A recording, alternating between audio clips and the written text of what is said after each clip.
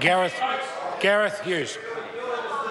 I'd like to start with the Greens' sentiment to our thoughts with the workers, their families, the communities on the West Coast and in Huntly. They're facing a time of unease, a time of great uncertainty, and our thoughts are with them.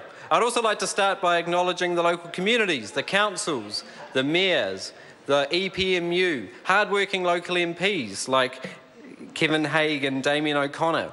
Mr. Speaker, what we've seen is... It's not really a time for laughing, guys. What we've seen already, Mr. Speaker, is 500 workers in the Buller region lose their jobs. And what's the national government done? They haven't lifted a finger for the 500 workers who have already lost their jobs.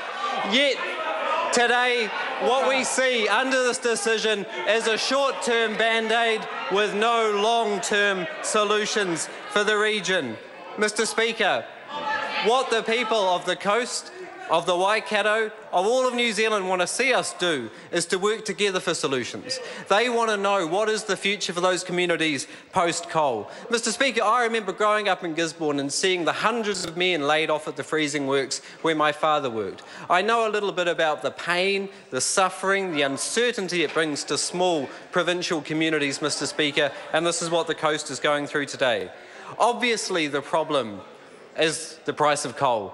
Mr. Speaker, sitting on the Commerce Commission and following this issue for many years, it's been like viewing a slow-moving train wreck. What we've seen is ministers who are overconfident about solid energy, overvalued it, overgeared the debt ratio, took out too many dividends. What we saw, Mr. Speaker, is unfortunately a state-owned enterprise taken to the brink. It was part of coal. Mr. Speaker, we've seen consumption decline in the US, in China, across the world. Coal and the price was always the problem, yet it always seems to have been the government's only answer to that same problem. To paraphrase the old saying, if you find yourself in a hole, it's time to stop digging, yet the only answer has been more digging. Last year, once again, more was invested internationally in renewables and clean energy, 150 billion invested alone last year, yet the answer's always been more coal. Obviously, the government needs to take responsibility. We saw the debt gearing issue, which was outside of the bounds of typical coal mining companies internationally. We saw the dividends taken out to generate cash.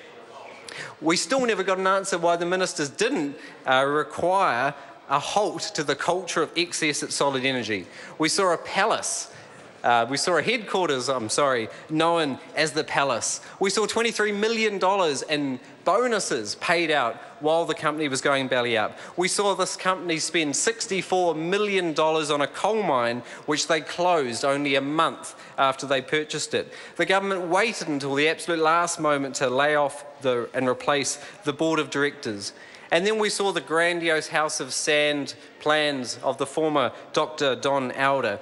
$230 million was borrowed and spent on fossil fuel non-coal alternatives.